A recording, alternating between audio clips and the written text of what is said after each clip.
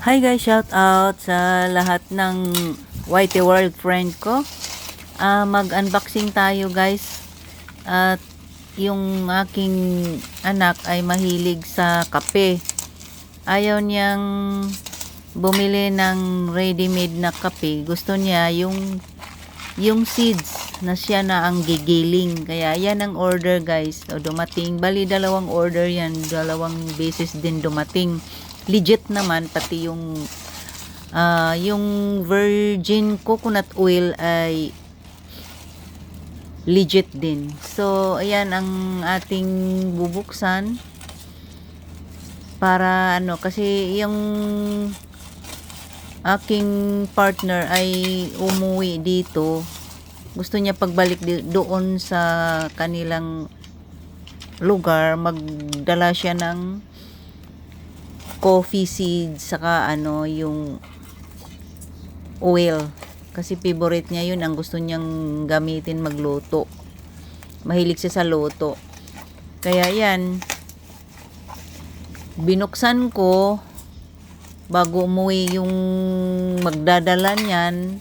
Binuksan ko kung legit naman siya guys. Ang ganda, maganda yung packaging nila at matibay yung package nila, yung talagang hindi mababasag.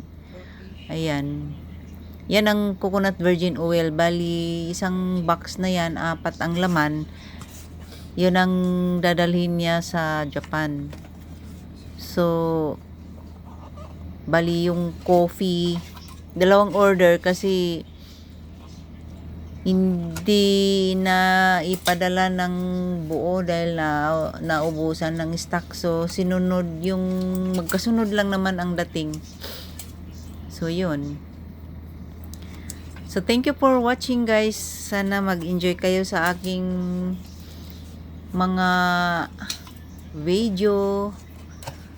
Wala na akong ibang ma-upload kundi ito na lang. Nag-unboxing. Kasi legit naman siya. Maganda yung tama naman yung order, yung mga coffee, yung seeds coffee. Ayan yan ang coconut virgin oil. Yan ang ginagamit ng oil pag nagluluto yung aking hubby. Yan, favorite niya yan yung mga product dito sa Pilipinas. Baliktad kami. Pag umuwi siya dito, nagdadala rin siya ng gusto namin. Barter. Kumbaga, barter kami. So, siya naman gusto ng Philippine product. Kami naman gusto ng Japan product. So, ganun. Pag umuwi siya, nagdadala rin siya ng kape. Kasi ako gusto ko rin yung kape nila doon. Yan, favorito ko yung pagkape nila. So, yan ang huling dumating na guys, na kape. So, kompleto na. Kompleto na yung order. Ayan. Seeds yan siya, coffee seeds. Kasi yung hubby ko, mahilig din sa kape. Gustong-gusto niya yung kape dito sa Pinas. Ayan Yan ang dadalhin niya doon. So, ang gagawin kasi niya doon, gigiling-giling lang niya, sarili siya, siya lang mismo ang magigiling at siya lang din, i-drain lang niya yun. Yan.